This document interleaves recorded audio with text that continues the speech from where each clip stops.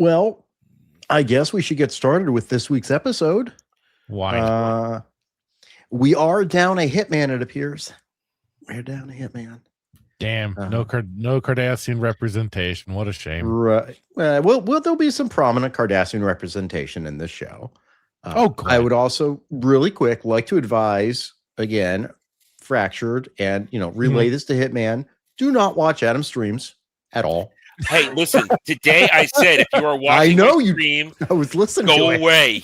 I had the foresight. Well, we were talking cancellation, and then inevitably, hey, let's talk real Star Trek, and I had to say shit. I thought, you know what? I'm not gonna take the chance. Don't watch it. Go away. You were giving away all the inside jokes. I know. I gave away the jokes, and I gave away the massive spoilers that are connected to the jokes. So I said, yeah, I'm not going to take a chance. If Fractured and Hitman are possibly watching, I said, go away, come back in 20 minutes. Yeah.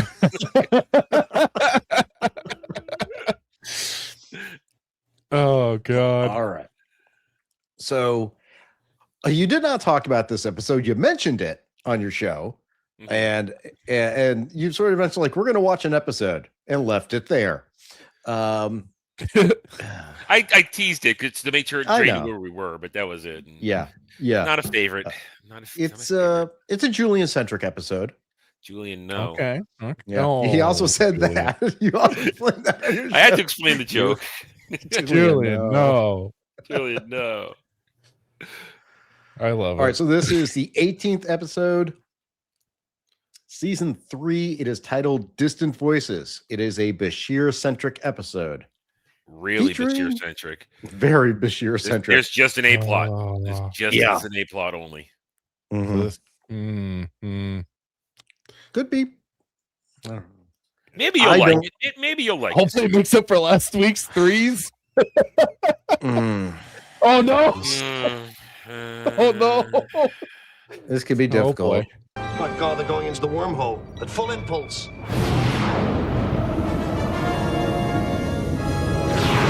Let's rip that Band-Aid off. Let's go. All right. Trying to lose a little weight. Hemming women's dresses. It offers very little in the way of exercise. I just hope he's not dressing in those women's dresses. I know. Jesus.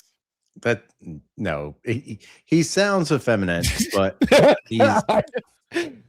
we're not going that way with it's Garrick, not Gay-Rack. So trust me. Garrick is straight. Yeah. Well, I'm glad for the confirmation. And it feels like it's been a while since we've seen Garrick. I feel like he's been kind of out of the mix for a little bit now. You're gonna get plenty of Garrick. Don't worry, Garrick comes back. So, but he just gave Julian a little gift. Oh boy! I wanted to give you your present early. I thought you enjoyed mystery novels, human novels. But the challenge is determining exactly who is guilty of what. Cardassian. Well, first off, he's not here for this. Why is he not here for this? It's not Cardassian heavy episode, but like I said, there's gonna be elements of it that he's gonna miss out on. I just want to point out how racist Julian is. I prefer human mysteries, not. I love it. Yes. Good on you, Julian. Sticking to your home team. Good for you, buddy. No one's going, Julian, no. Julian, yes. Julian, yes. That sounds so wrong. Is Lieutenant Dax throwing one of her surprise parties for you this year? It's not that I don't appreciate all the trouble she goes to and everything. It's just that He just knows he's not going to get any. this year. I was thinking the same. That ship is sailed. It's his birthday. It's great and all she does it, but there's no, no but fun that's at not the end. gift I want. It's just the eternal blue balls that keeps going. I want to search for all the spots. I knew you were going there. This will be my 30th birthday. Marks the end of youth and the beginning of the slow march into middle age. And It's that's all considered downhill from there. bad? Even Garrick's like, that's bad. What's wrong with that? I know. He's going, damn. Got a little doomer over here, Julian. Jeez. When you hit 30, in 2 days I turn 30. If I choose to be grumpy about it, that's my prerogative. Grumpy or PMSing? Like what? He's It's Julian. Just seems a bit much. Yeah. I mean, it's 30. It's not that bad. No, it's not. I just made the joke. Yeah, it's all downhill from there. But I mean, it's like otherwise, yeah, who cares? It's like, come on, dude. Wait till you hit 50. Oh boy. Our hero is looking to purchase a small quantity of biomimetic gel. Why do you need it? That's my business. Oh. Oh. Look at this That face. is an interesting alien design for sure. Yeah. The weird spikes coming from the otherwise forehead and nose area must be very coming out of the nostrils and everything. Yeah. Still better than Klingons in Discovery, but what do you think they're doing here? Why didn't he go for his comm badge? For why help? Yeah. Well, I mean, he's being overwhelmed. He's getting a mind fuck. No, Can't you see that? No. I paused without the electricity, but yeah, that's kind of what's happening. Yeah. But still, comm badge. Come on, dude. You turn on the lights. You saw him. Like, call for help. Like, what's going on? Yeah, security. Go down the hall. Julian. Odo's just a hop, skip, and a jump away. What did Quark say he was? A Lethian or something like that? Yeah. I'm like that's what he said. Yeah. Well, nothing like a brain scramble to get the episode started off. Yeah. Maybe he'll forget he's turning 30. Hopefully, he's awfully pissy about it. Mm-hmm. Jesus. Like I said, I had a good time at my 30th birthday party. Yeah, you know. I did. It is what you make it. Bashir to security. Man, my birthday was a rave. Let's go. So that guy broke in, went through all the medical stuff, trying to find the biomimetic gel, which I think is what they use in Voyager. The gel packs, the bio gel packs, something like that. Oh, okay.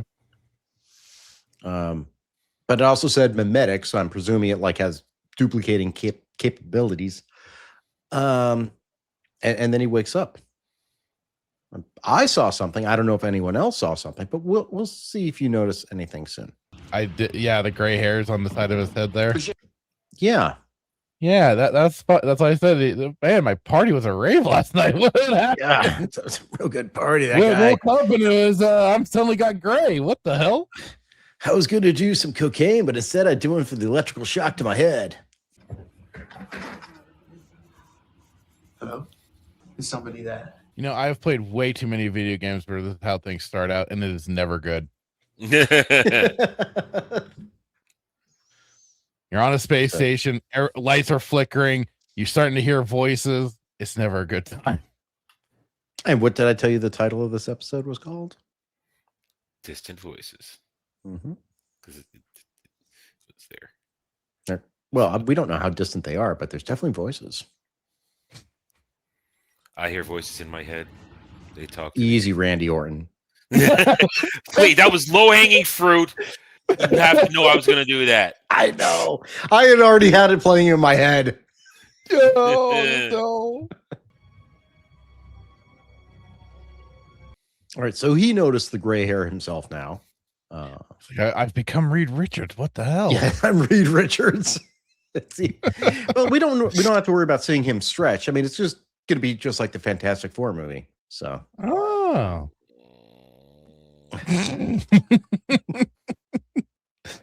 The cringe for that. How fortunate we had a makeup stand set up outside the med bay.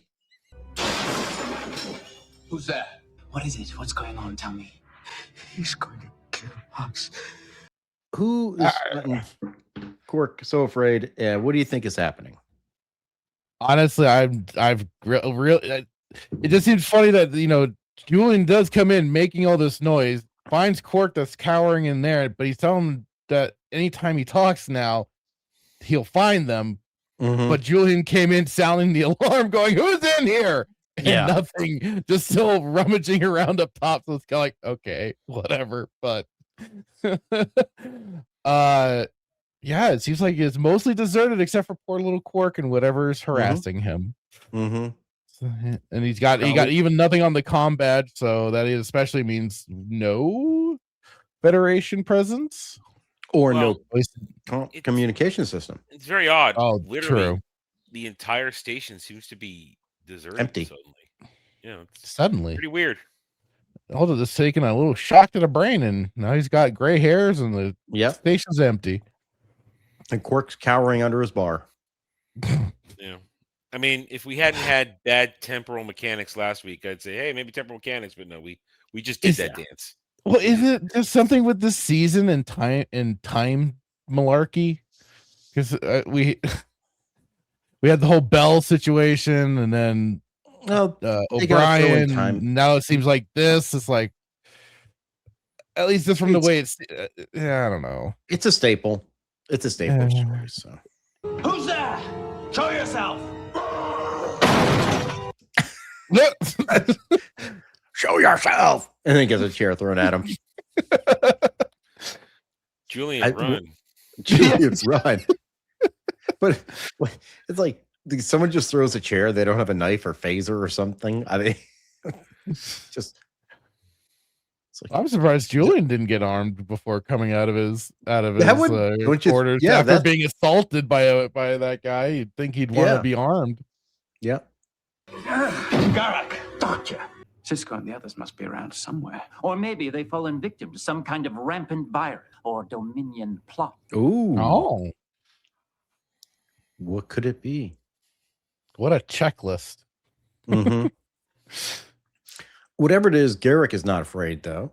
So, you notice though how Julian recognized it was Garak before he even actually saw him. Like he just knew Garak's hands. Oh, stop! We are not doing. We're not doing lower decks. We're not doing lower decks. Though, like he's like Garak, and then he saw him. And it was just funny that he noticed it was him before he actually got face to face. Wait. Do you hear that? He's hearing the voices in his head again. I don't hear anything. But then Cardassian hearing is not quite as acute as humans. Is that a human superiority, baby? Humans, even Garak is admitting to human superiority. Let's fucking go. Really? Hitman would not stand for that.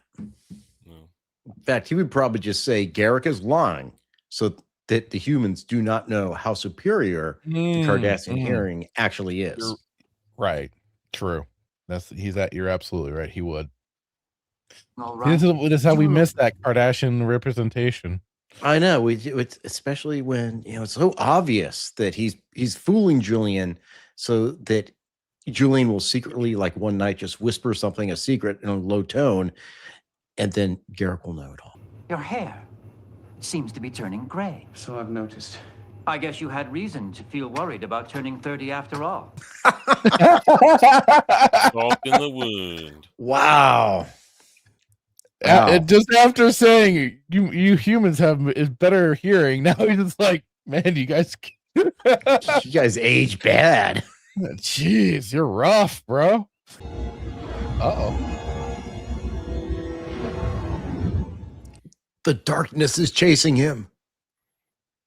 Silence in the library? Oh, no. Silence in the library. He does have a phaser this time. He did go and arm himself, so that's good. Well, that's good. Entirely. It appears everyone is missing from the station except for Quark, Bashir, Garak, and whatever is making a mess in Quark's bar. Julian is hearing voices in his head, and he's aging. It's funny though that just the last other two people that he basically talked to before getting his mind scrambled. Oh, that's a good point. I didn't even think of that. Yeah, unless he is gonna run into anybody else, but otherwise, it's just been those two, and they mentioned Dax, so that's might be why he's hearing. At least seems like her voice, or at least certainly a cluster of voices. I hear a female one in there, so I imagine it's hers. But otherwise, it's just been that. So I was almost like, okay, high malarkey, or we're basically doing like a Wizard of Oz thing where he's only interacting with like the people that he knows, and he's in an alternate thing. But otherwise, like, I'm just kind of like, what the hell's going on? I think that's the purpose right now. Level H1, Section 8. Monkey hands. Monkey hands. I don't know. I'm just like, what? Do those hands look familiar? Not All right. particularly. Okay. The man that mind zapped him. Yes, the man in mind zapped him, and apparently, the gray is more. Yeah. Yeah, he's really gray now. God, he could have played Reed Richards. Yeah, he could have done it back in the day. He's light enough. Yeah, and he's gangly. So, how's that going?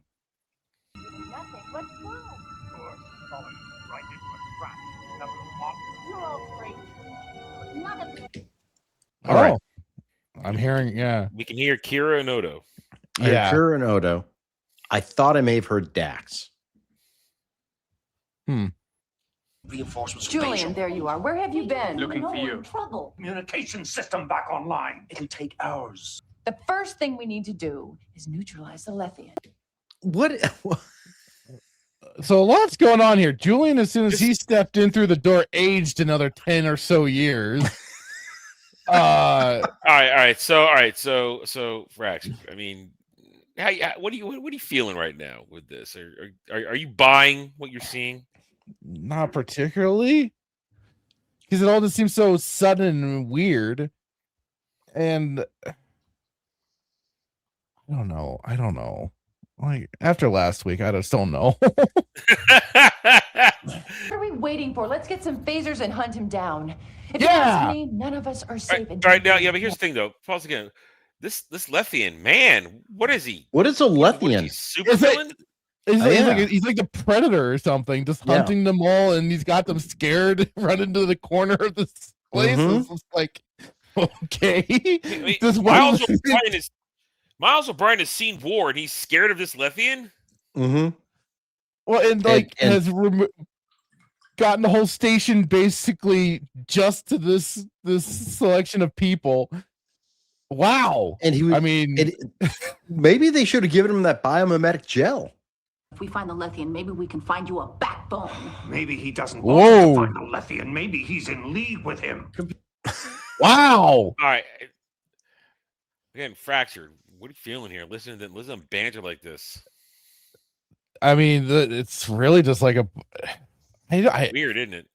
A little bit, yes, considering how we've seen them already get, work so well, and now they're ready to rip each other's heads off or throw poor O'Brien to the wolf.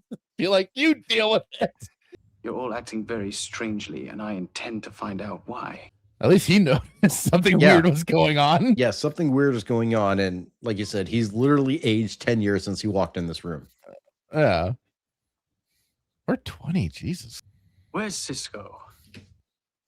Thank you. Good question. Where is Cisco? I mean, he's been asking that since he encountered Quark. Where's Cisco? Where's Cisco? Where the hell is he? I wasn't asking for any of your help. If he's here, I'll find him, even if I have to do it all by myself. Fiery Dax. I know. Wow. Julian should be more into that. Yeah, he's been the level-headed one here. This is weird. Yeah, he is very level-headed. He's trying to rally the troops and everything. Like, what the hell? Oh, that's maturity. Wisdom with age. That makes sense. Yeah. Right. The libido's dying down. He can't be distracted by Dax anymore.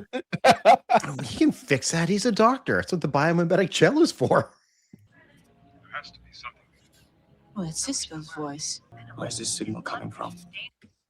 That's the people on the outside world trying to reach Julian in his little mindscape here. So, have you reached a conclusion about what has happened?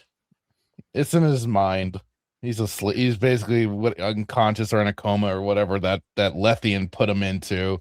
Either I mind fuck. yeah, mind fuck. Hello, Troy of DS9. Yeah. This is good now. We don't have to dance around it anymore. You figured it out. I feel like it probably took me longer than it should have, but I got there. I'm doing all I can not to just come out and say, I know you guys keep asking and asking. I'm like, I'm trying to figure it out, and then finally, oh, duh. Yeah. Sorry, puppy issue. You're good. Yeah, it's kind of obvious now. Well, especially since you figured it out. Everybody's behaving so oddly. It's out of character. And oh wait, yeah, you guys. And Julian's in control. Yeah, well, that should have been the big tip off right there, right? He's shouting out orders. It's like, contact this, do this. Why is Dax not doing that? So. Some kind of telepathically induced coma, and unless we can get him out of it, he'll be dead in less than 3 hours. Oh, there's our clock ticking away. All right, we'll start the ticking clock.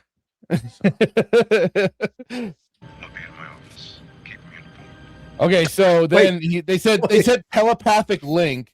So is this like the Lethian's way to try and get then maybe inside information on how to get to this gel? It's a telepathically induced coma. Oh, okay. Not a link. And then you also hear Cisco say, "I'll be in my office." So that's how much he cares. I missed the. I'll be in my office. Let me know what happened. Let me know if he's answered. You guys got this. It'll be fine. You don't keep working on it. I'm gonna go call Starfleet about a new medical officer. I'm in a coma, which means when I'm talking to you, I'm really only talking to myself. I wish you wouldn't say. I'm my own best friend. Yeah. Well, right there. That is actually a very good realization and commentary to have. I'm the only one here. I'm talking to myself. Yeah. So you're all different aspects of my subconscious trying to help me out or tell me things. Right. So it's a very good self-awareness. You've always represented my confidence and sense of adventure. Oh my God, he's flirting with him, the Dax aspect of his mind. I know. It's just Julian, no. Julian, no. Julian, no. He's essentially talking to his hand right there. That's what it is. Horrible. But if you wake up, what happens to us? Julian! Wow, that was sudden. Wow, that just you just ninja'd the hell in there. It's kind of funny how it just comes in and steals aspects of his mind, I guess. So it takes the best one. Julian's like, I can't flirt with myself anymore. No. Oh no. Oh. All right, let's just note this. Let's just note this. Now that we know it's mental, the most absurd thing happens. He's suddenly playing racquetball. Yeah. Well, that's tennis. You know what I'm saying, though. Yeah. Whatever. Now that we understand what's going on, the absurdity happens. Now there's no dodging around the nutty things. Okay, now wacky now we stuff can jump. Happen. Yeah, we can start inserting all the goofy stuff. I have to get the main computer back online. And then you better get to ops. I don't know what aspect Garrick represents. You guys have an idea? Well, I do. So let me correct that statement. I do know which aspect he represents. Well, yeah, Fractured. So do I. So yeah, the question I just remembered as I said it. Wait a minute. I just remembered. I mean, we already kind of the thing is just more this. I don't know, the more inquisitive nature to himself. I don't know. I'm feeling like kind of a loss because he kind of touched on that with Odo a little bit. But with Garrick here, I was kind of like, I was even trying to think, what side of himself would that really represent? And he's talking to him and look, the Garrick. I mean that's how he bounces things off. Maybe that's the idea. He's bouncing ideas. He just off, needs somebody. He needs somebody. The tennis analogy. He sees Garrick as a bit of his intellectual equal, maybe. Maybe. So that's why he needs to go back and forth with him on certain topics. Treat the fracture with an osteogenic stimulator and then follow it up. Oh, now we got Cisco. What then does Cisco represent? I would His say intellect? his professionalism. And yeah, that's just the manner of which he kind of takes his own command in the medical field and starts helping people. Same as Cisco takes command in his position, leading the ship and everything. So, or the station. You represent my professionalism. Ah, you got it. Yeah. That's not even me remembering the dialogue.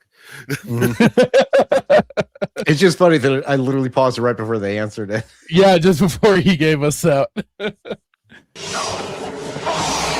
Oh, whoa! What was that? That was the Lethian. The Lethian can now go through walls. Mother, that's just cheating. That's just cheating. Why did Julian's mind let that happen?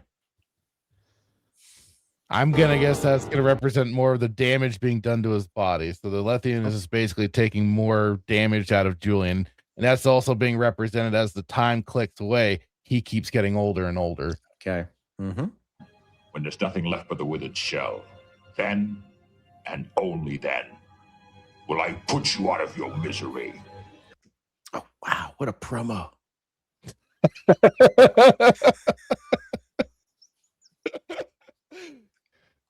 I'm sorry, I was just going with the RKO feeling that we had. Yeah. This voice is in his head.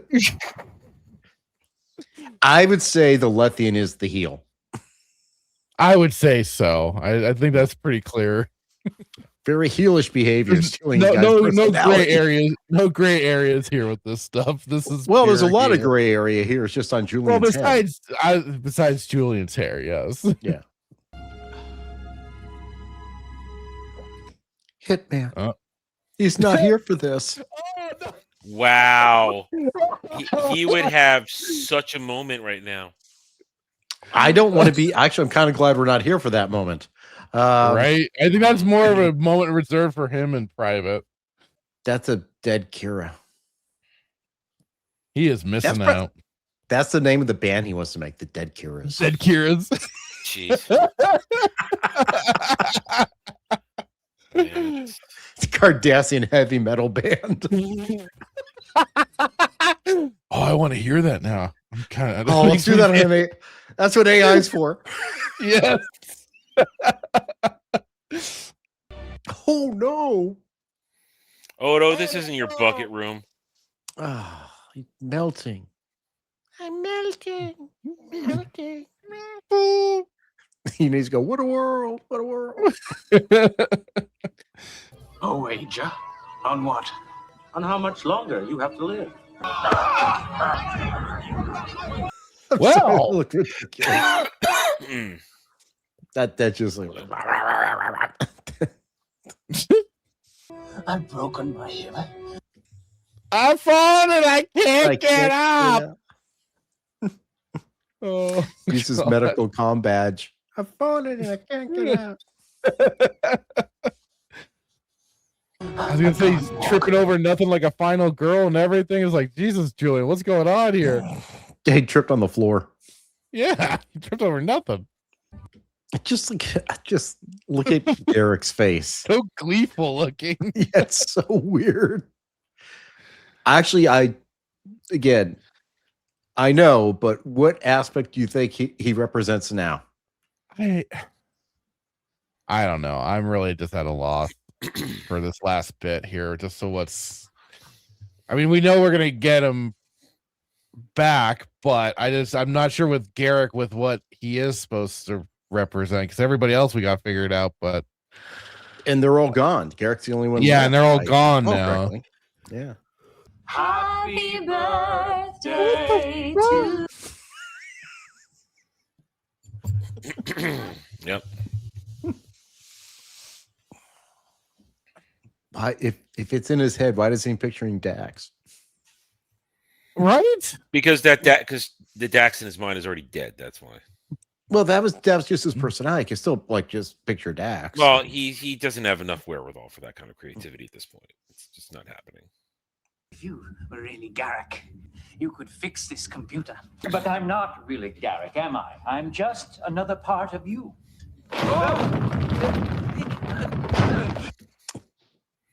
got attacked by tennis balls. Took a lot of balls to the face there. Oh. I'm glad Adam said it. I'm glad Adam said it, not me. Why did the Latinum let you live? Good question. It is a good question.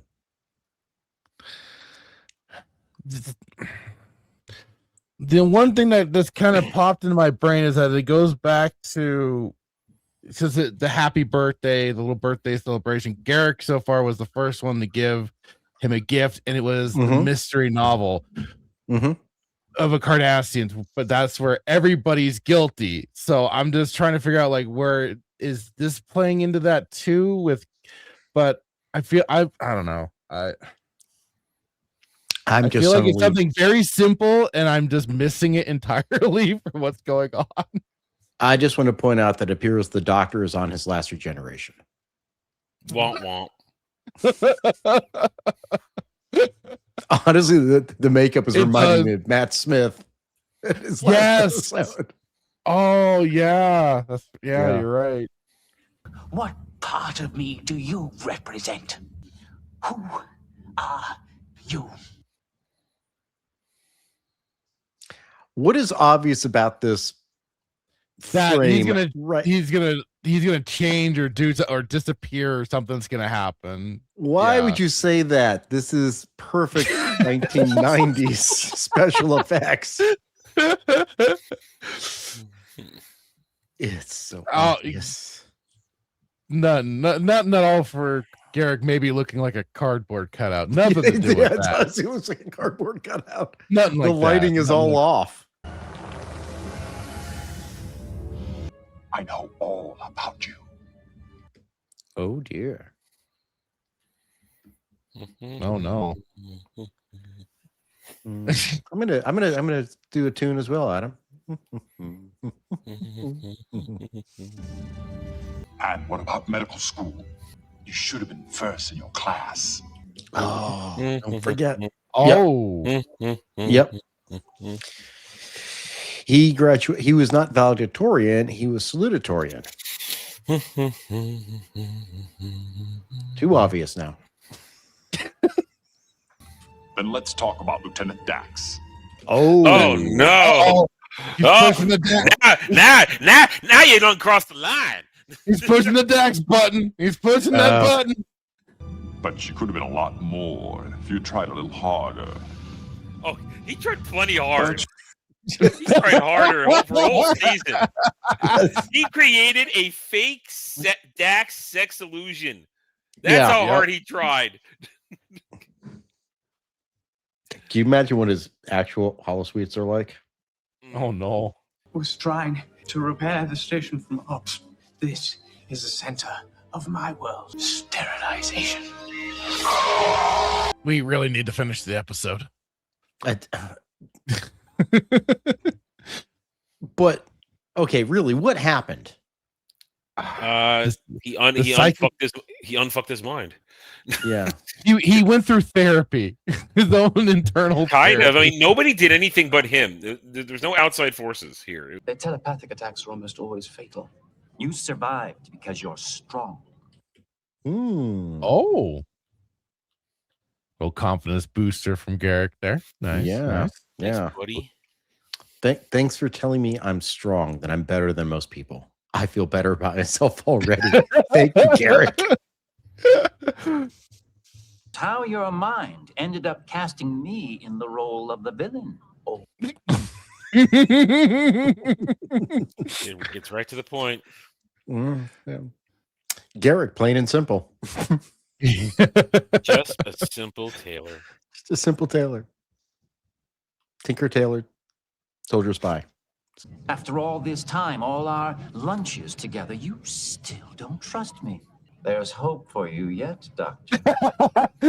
Respect, young man. Respect. Yeah. You're not the naive person I thought you were.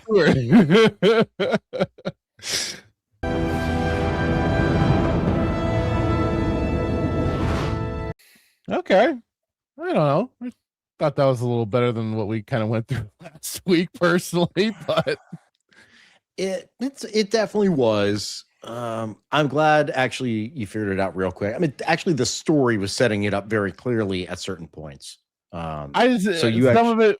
Well, thank you. That's generous of you to say. But I kind of felt to me like with going through all of this, I kind of felt like the times that I've been like doing my streams of Lego Batman, and there's very simple puzzles, but I am just struggling and taking so much time to get through it. And this is where I'm like, where's Hitman to kind of like pad some extra things in, and especially to ask those extra questions to really fuel things along and get the noggin jogging. But because I mean, I was like, I know you guys were like kind of nudging and everything. I was like, I'm just not getting it. I'm feeling like an idiot child amongst it all. And again, like I knew what the ending was going to be, but this wasn't one that I really remember a lot of because I don't care as much about it, honestly. I remember this one every moment because I just don't like this episode. I'm just not entertained by it. It, you know, in a way, it is almost a little pedestrian. The way it makes it very obvious very quickly that, oh, this is all in our head. I wonder if they were trying to include all the cast. That was part of the problem, I think. All 3 seconds of Avery Brooks. Yes. Yeah. It's like season 1 all over again. What is his role in this show? Main character, primary character, lead?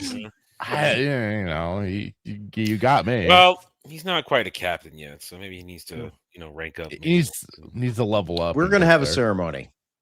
I'm gonna get rid of this commander label soon. Nice.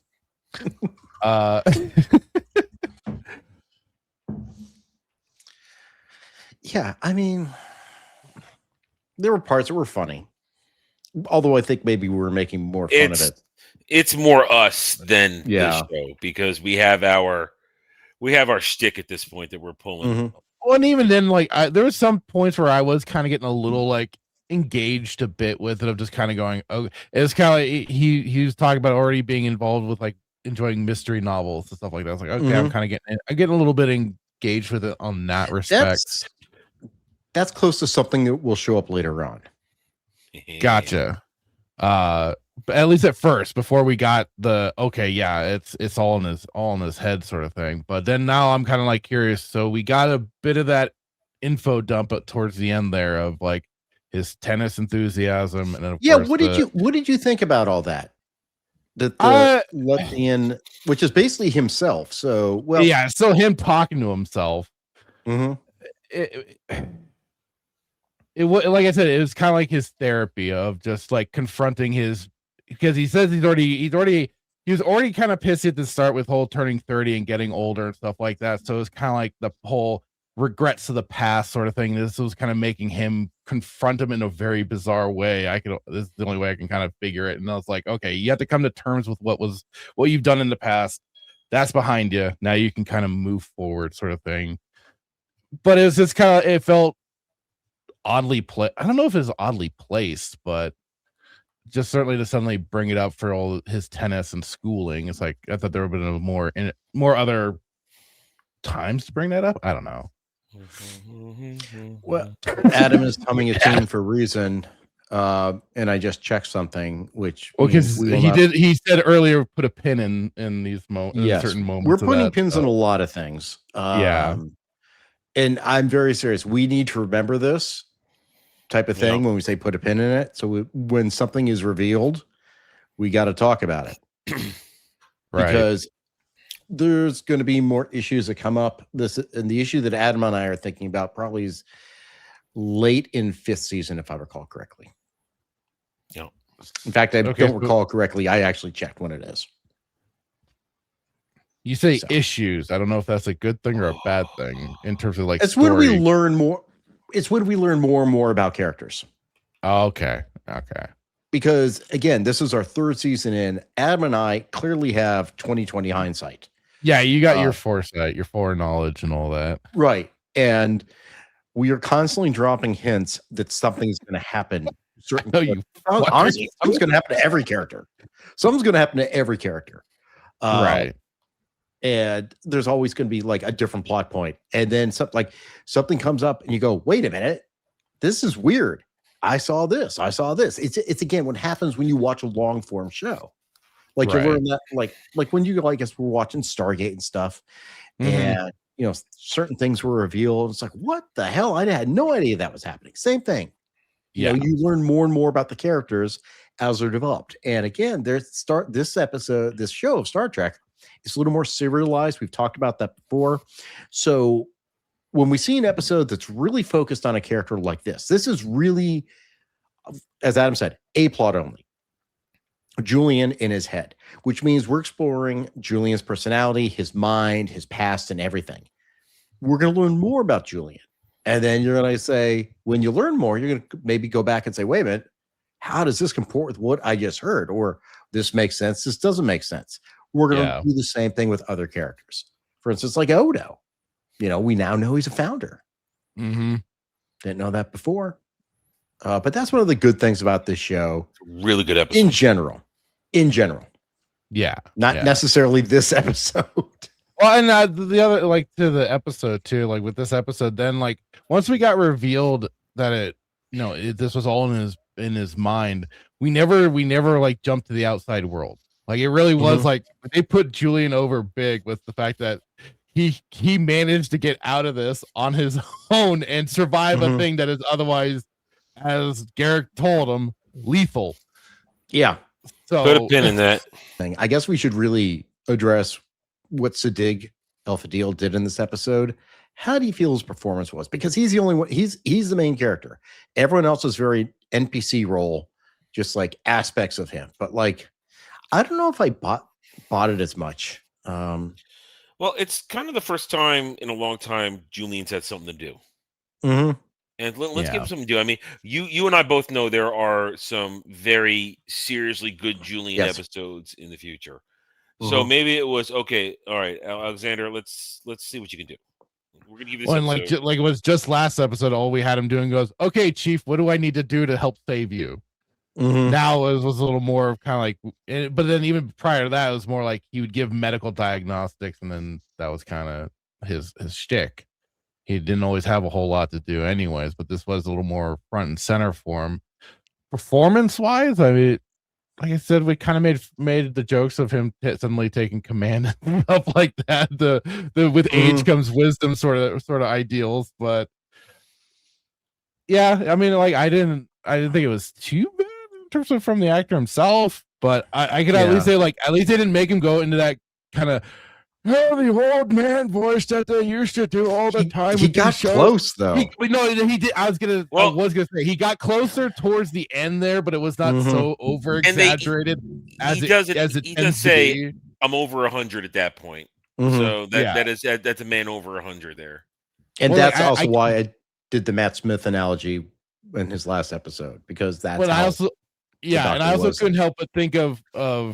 And I sorry to go back, like Stargate, when O'Neill got the nanites in his season 1. And then he the whole advanced aging thing, and then he was doing the old man voice sort of thing. I was like, well, he was kind of high and old man. That he did the higher pit. He did the higher pitch for him, and it sounded like he became Southern a little bit. Well, remember in Farscape when they aged up Crichton in that one episode when he went through the rift, they made him old and more Southern. Aaron,